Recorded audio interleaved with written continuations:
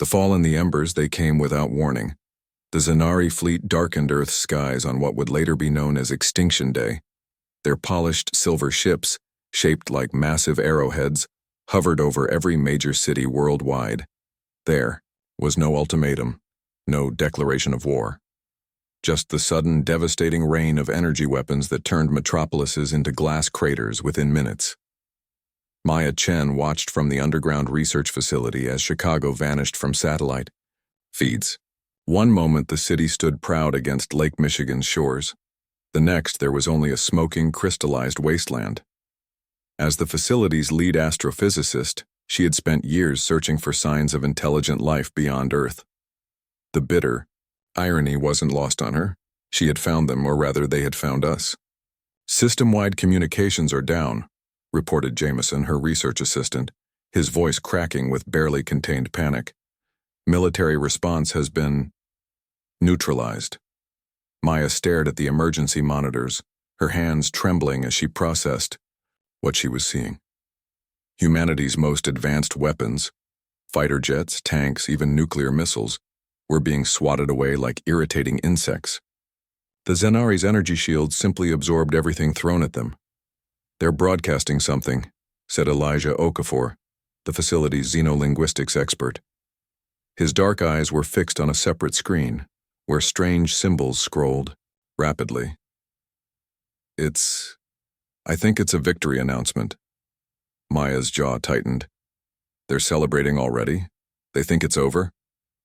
"From their perspective, it is," Elijah replied grimly. "Their technology is centuries beyond ours. Our military lasted less than 6 hours. The underground facility shook as something massive impacted nearby. Dust and concrete particles rained from the ceiling. The lights flickered, then stabilized. "They're methodically destroying infrastructure," Maya realized, watching the pattern of strikes on the remaining satellite feeds. "Power plants, military bases, government buildings, but look, they're avoiding certain areas, rural regions, smaller towns." "They don't need to waste resources on those," Jameson said bitterly. "They'll starve us out eventually." Maya shook, her head, her analytical mind already working through the implications. "No, there's something else. They're efficient, tactical. This isn't about eliminating every human. It's about crushing organized resistance and securing key resources." For 3 days, they remained in the facility, monitoring what little information they could gather as the world collapsed above them. The pattern became clearer. The Zanari were establishing extraction points at major mineral deposits, rare earth element mines, and freshwater sources. They weren't here to colonize. They were stripping the planet systematically. On the 4th day, Elijah made a breakthrough. "I've decrypted more of their transmissions," he announced, eyes bloodshot from sleepless nights. "They're calling us primitive biologicals. They're surprised we developed technology at all, given our inefficient neural structures." Maya looked up from her own work. "They're underestimating us." "That's not all," Elijah continued, excitement breaking through his exhaustion. "I've been analyzing their ship movements, cross-referencing with atmospheric readings. Their vessels show peculiar energy fluctuations when they pass through areas with high electromagnetic activity." "What kind of fluctuations?" Maya asked, suddenly alert. "Shield instability. It's subtle, but there's definitely a pattern. Their technology seems vulnerable to specific electromagnetic frequencies, particularly those generated during intense solar flares." For the first time since the invasion began, Maya felt a spark of hope. "They come from a binary star system," she theorized. "Their homeworld probably doesn't experience the same kind of solar electromagnetic storms as Earth. They might never have needed to develop countermeasures." The facility shook again, more violently this time. Warning lights flashed as the emergency systems reported a breach in the upper levels. "We need to move," Maya decided, grabbing a portable hard drive and downloading everything they had. "They're getting closer. We can't stay here." "Go where?" Jameson asked, voice tinged with desperation. "The world is burning, Maya." She looked at her small team, 3 scientists and 2 security personnel who had been trapped with them since the invasion began. We go underground, literally. The old subway tunnels connect to the storm drainage system. We can move through the city undetected. And then what? Asked Sarah, one of the security officers. Maya's expression hardened with newfound determination. Then we find others. We organize, and we use what Elijah discovered to fight back. They escaped just as Zanari drones breached the facility's main lab. Through flooded tunnels and collapsed passageways, they navigated the underworld of what had once been Chicago. Occasionally, they would venture to the surface, only to witness the Zanari's massive harvester machines extracting resources from the ruins. From these brief reconnaissance missions, they learned more about their enemy. The Zanari themselves rarely left their ships, relying on automated drones and machines to do their work. 2 months after Extinction Day, their small group had grown to 15 survivors hiding in an abandoned subway maintenance station. Among them was Carlos Reyes, a former electrical engineer who had been working on the city's power grid when the attack came. "Electromagnetic pulses," he said, examining Elijah's data. "I could build something to generate the frequencies you're talking about, but we'd need serious power." "What about a modified EMP?" Maya suggested. "If we could tune it to the exact frequency that disrupts their shields." "We'd need components," Carlos replied. "Capacitors, high-gauge copper wire, a dedicated power source." "I know where we can get those," said Lynn, a teenager who had joined their group after being found scavenging in a collapsed department store. "There's a Zanari harvester working at the old industrial park. Their machines use power cells that could run your device for weeks." Maya looked at the girl skeptically. "How do you know that?" "I've been watching them," Lynn said simply. "I'm small. I can hide in places adults can't. Their harvesters have external power couplings that they detach when performing maintenance. It was risky, but they had little choice." Planning the heist took another week. Careful observation of the harvesters' patterns, mapping guard drone rotations, identifying blind spots in the Zanari surveillance. The night of the operation, Maya led a team of 4 through rain-slicked ruins using the storm as cover. Lynn guided them to a drainage pipe that ran beneath the industrial park. "That harvester extracts rare earth elements," Lynn whispered, pointing to a towering machine that resembled a mechanical spider. "They remove the power cells every 48 hours for recharging. The next cycle is in 20 minutes. They waited. Intense silence, listening to the rhythmic thrum of the harvester. Right on schedule, a maintenance drone approached the machine. With mechanical precision, it extracted a cylindrical power cell the size of a car battery. "Wait for it to move." "To the next harvester," Maya instructed. As soon as the drone glided away, they moved. Carlos and Sarah sprinted across the open ground while Maya and Lynn provided cover. Carlos reached the harvester first, climbing its lower support strut to access the power coupling. Sarah stood guard, a makeshift spear crafted from a metal pipe, at the ready. Carlos disconnected the secondary power cell, a backup that the Zanari apparently considered too insignificant to collect for recharging. He had just secured it in his backpack when a patrol drone rounded the corner of a collapsed building. "Down!" Maya hissed into their radio. Carlos and Sarah froze, pressing themselves against the harvester's bulk. The drone hovered, its sensor array sweeping the area methodically. For a heart-stopping moment, its beam passed directly over their position, then continued onward, apparently detecting nothing unusual. Once it had moved beyond visual range, Carlos and Sarah made their desperate dash back to the drainage pipe. The group retreated through the underground network, hearts pounding but spirits soaring. They had just stolen their first piece of alien technology. Back at their hideout, Carlos immediately began work on what they were now calling Project Phoenix, a device designed to generate precisely tuned electromagnetic pulses that could disrupt Zanari shields. Elijah continued decoding intercepted transmissions, learning more about the invaders' hierarchy, communication protocols, and weaknesses. "They're celebrating," he reported one day, 3 months after the invasion. "Their high command has officially declared Earth conquered. Resource extraction is proceeding ahead of schedule." "They think we're finished," Maya said. a cold fire burning in her eyes. They're wrong. 5 months after Extinction Day, Project Phoenix was ready for its first test. They had identified a small Zanari outpost at the edge of what had once been Grant Park, a communications relay station guarded by only 2 combat drones. Under cover of darkness, Maya led a team of 6 to a position 300 meters from the outpost. Carlos carried the Phoenix device, an ungainly contraption built from salvaged electronics, alien power cells, and improvised components. Effective range is approximately 200 meters, he reminded them. Once activated, we'll have maybe 30 seconds before their systems adapt. Maya nodded. That's all we need. Everyone remember the plan. We disable their shields, take out the communications array, and retreat. No heroics. They moved closer, using the ruins as cover. At exactly 200 meters, Carlos activated the Phoenix. The device emitted no visible light, no sound, just invisible waves of electromagnetic energy, precisely tuned to the frequency Elijah had identified. For a moment, nothing happened.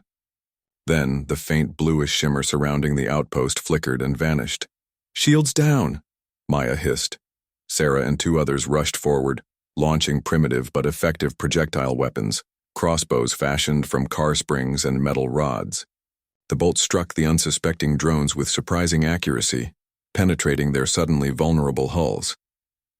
Meanwhile, Jameson and Lynn sprinted to the communications array. They attached a smaller version of the Phoenix directly to its power, coupling, ensuring that even if the Zanari investigated, their communications would remain compromised. The entire operation took less than 20 seconds. By the time the Phoenix's effect began to fade, the team was already retreating, leaving behind 2 disabled drones and a sabotaged communications relay. That night, for the first time since the invasion, they celebrated. It was a small victory, practically insignificant in the grand scheme of the occupation, but it proved something vital. The Zanari could be hurt. "This is just the beginning," Maya told the group as they shared their meager rations with a newfound sense of purpose. "We need to spread the word, find other survivor groups, share what we've learned." "I've been working on that," Elijah said. "Using the Zanari's own communication frequencies, I can transmit coded messages that their filters won't recognize as human communication. If there are others out there with access to radio equipment, they'll hear us." Within weeks, they made contact with survivor cells in Detroit, St. Louis, and Indianapolis. Each group had their own stories of resourcefulness and resilience.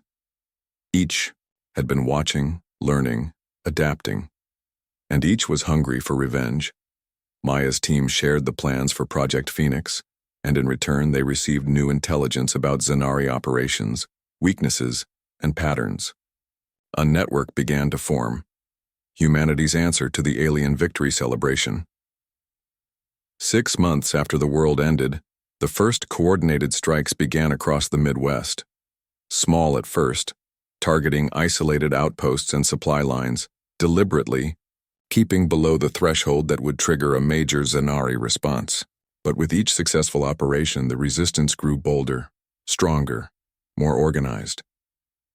The invaders, who had been so certain of their complete victory, now faced an enemy they couldn't find, an enemy that melted away into underground tunnels and hidden bunkers only to emerge elsewhere with increasing effectiveness. Maya stood at the entrance to their expanded base, now housing over 50 resistance fighters, watching as Elijah trained new recruits in Zanari language and communication protocols. Carlos and his growing engineering team were producing more advanced versions of the Phoenix device. Lynn led reconnaissance teams that gathered critical intelligence. "You should get some rest," Sarah suggested, approaching from behind. "Tomorrow's operation will need you at your best." Maya nodded, but her eyes remained fixed on the bustling activity of the base. "They thought they'd won," she said quietly. "They were celebrating while we were just learning how to fight." Sarah followed her gaze. "And now?" A grim smile crossed Maya's face. "Now we show them what humans do best: adapt, overcome, and survive against impossible odds." As she turned to get some much-needed sleep, Maya's thoughts drifted to the Zanari High Command, still confidently overseeing their resource extraction from orbit. still believing their victory was complete and uncontested. "Celebrate while you can," she whispered to herself. "The real war has only just begun." The rising storm one year after Extinction Day, the Zanari occupation faced an unexpected problem. Commander Kal, military overseer of Earth's Northern Hemisphere extraction operations, stared at the holographic display with mounting frustration. Another harvester had gone offline, the fifth this week. Resource collection efficiency had dropped 18% in the last month alone. "Explain this," he demanded, his translucent skin flushing a deep purple with anger. His subordinate, Science Officer Vex, manipulated the display to show a map of recent incidents. "The pattern suggests coordinated sabotage, Commander.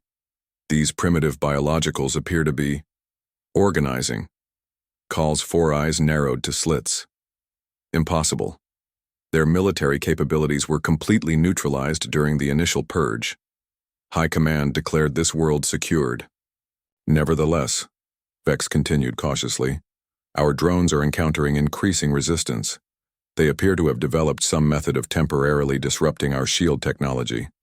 Kal slammed a six-fingered hand on the console. "Increase drone patrols. Deploy hunter units. I want these vermin exterminated before the next resource report to High Command." But the vermin were proving remarkably elusive. Far below the orbiting Zanari command ship, Maya Chen stood in what had once been a natural history museum in Washington, D.C., now converted into the East Coast's primary resistance headquarters. Representatives from 23 survivor cells across North America had gathered for the first resistance summit. "The Chicago method is spreading," she explained to the assembled group, using the term that had become shorthand for the electromagnetic disruption technique her team had pioneered. "Cells from Vancouver to Miami are successfully targeting Zanari operations." "But they're adapting," said Jackson, leader of the Boston cell. "Their newer drones have hardened shielding. The original Phoenix device is becoming less effective." Carlos stepped forward, placing a modified version of their weapon on the central table. "That's why we've developed Phoenix 2.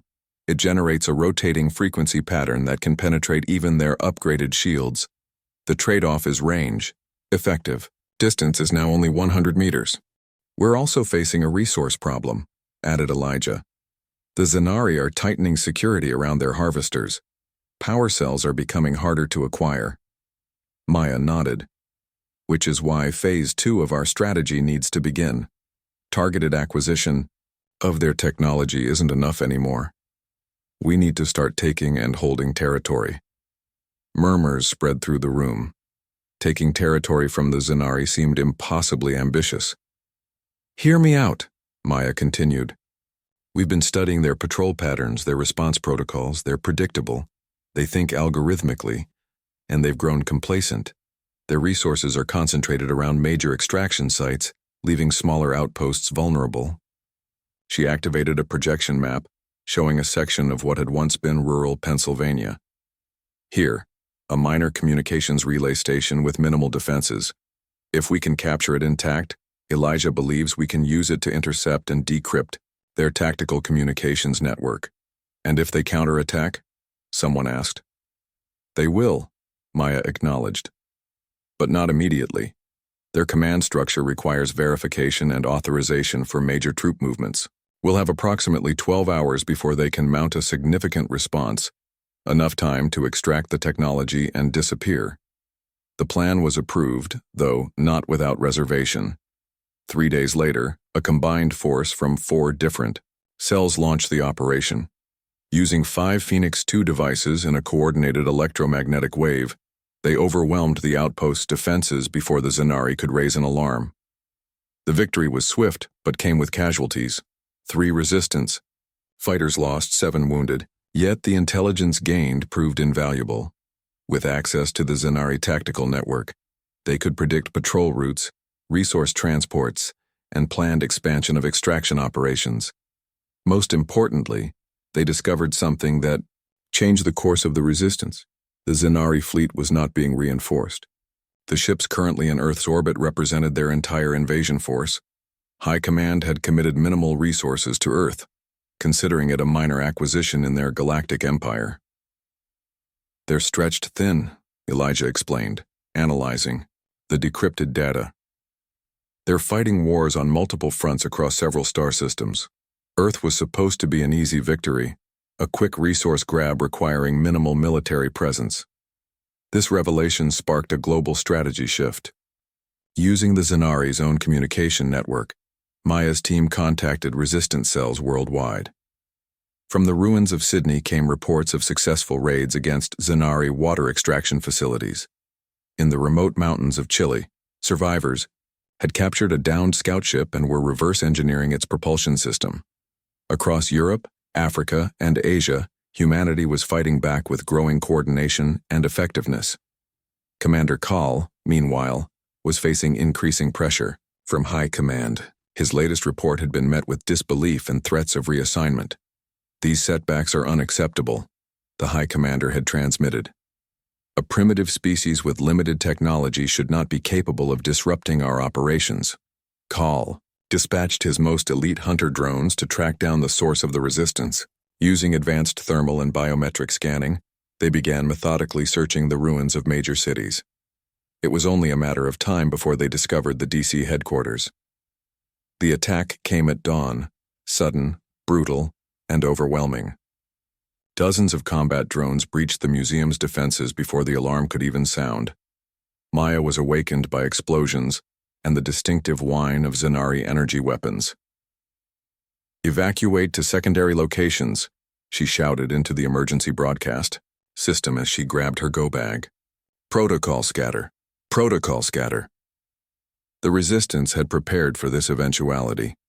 Hidden tunnels beneath the museum led to the old metro system, allowing many fighters to escape.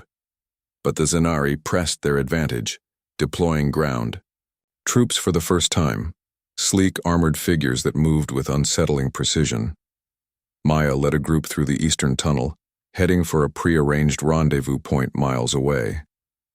Behind them, the headquarters burned, years of work and irreplaceable equipment lost in minutes. By nightfall, they had reached an abandoned suburban development that served as one of their backup locations.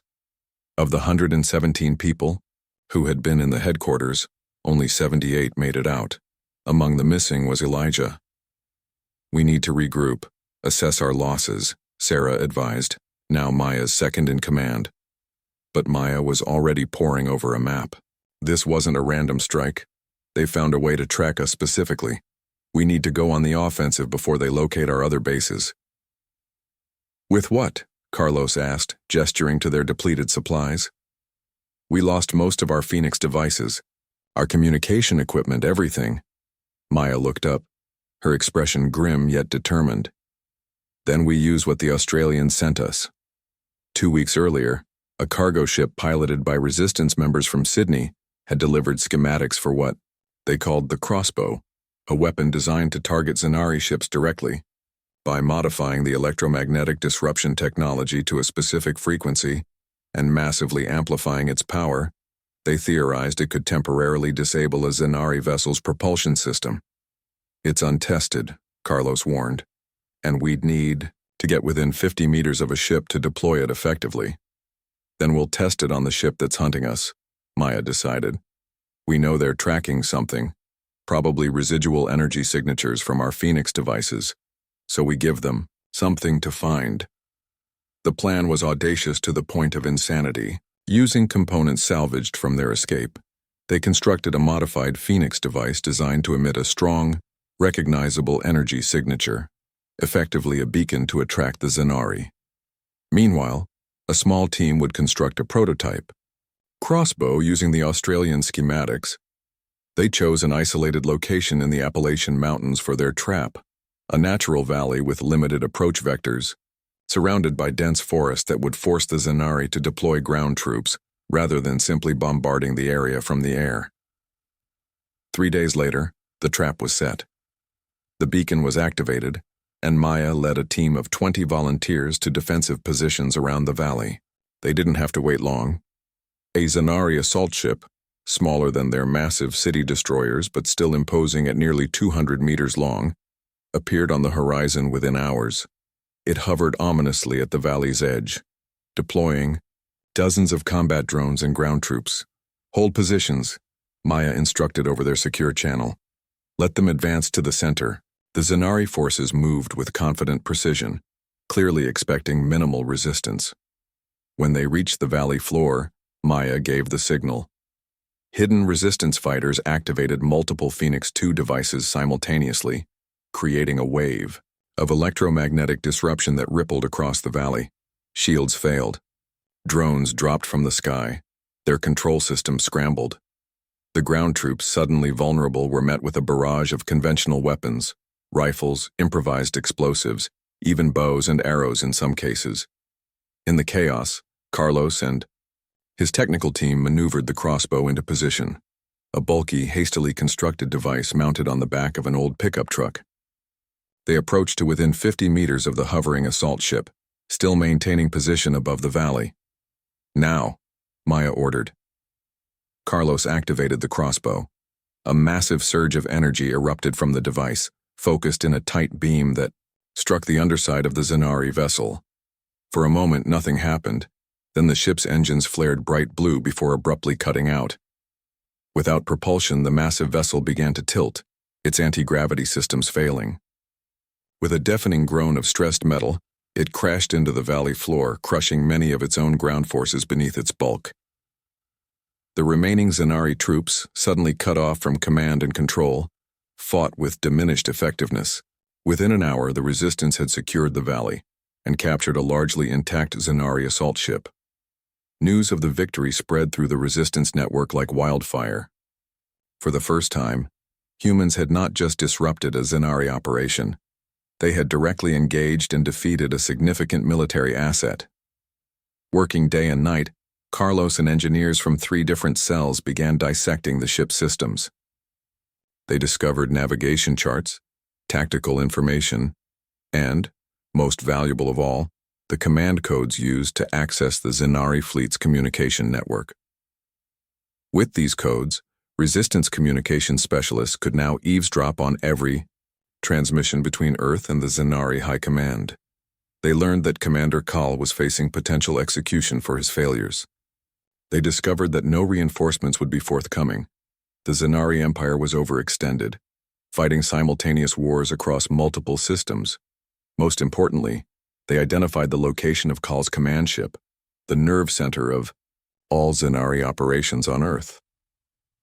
6 weeks after the Valley battle, Maya stood in their new headquarters, the repurposed Zanari assault ship itself, now hidden in an abandoned mine complex. Around her, resistance leaders from across North America had gathered once again. Operation Thunderstrike, she announced, displaying a holographic model of Kal's orbiting command vessel. Using the propulsion technology from the ship, we can reach orbit. A small team infiltrates their command vessel, deploys multiple crossbow devices simultaneously at these key points, and disables their entire command structure. A direct assault on their orbital headquarters? Jackson from Boston looked skeptical. That's suicide. No, Maya countered. It's our best chance.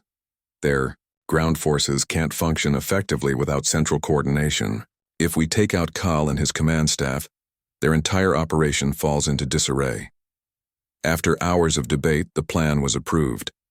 Volunteers were selected from among their best fighters and technicians. Carlos would lead the engineering team, modifying the assault ship for the orbital mission. Sarah would command the ground forces, providing diversionary attacks to draw attention away from the orbital approach. Maya, despite objections, insisted on leading the infiltration team personally.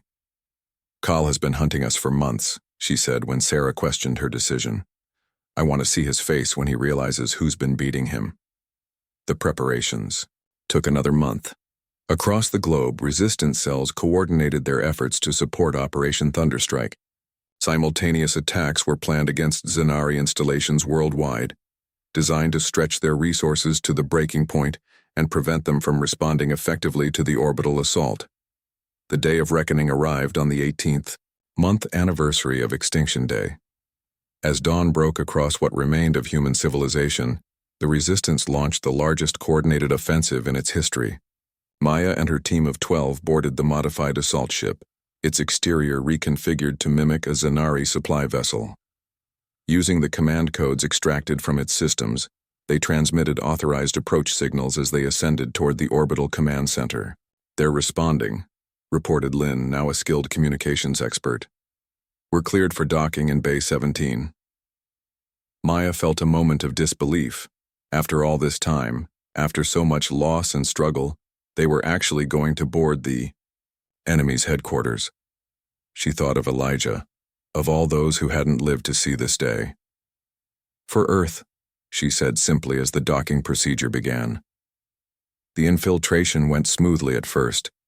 Dressed in modified Zanari armor taken from fallen ground troops, they moved through the command ship's corridors with purposeful strides, avoiding direct contact where possible.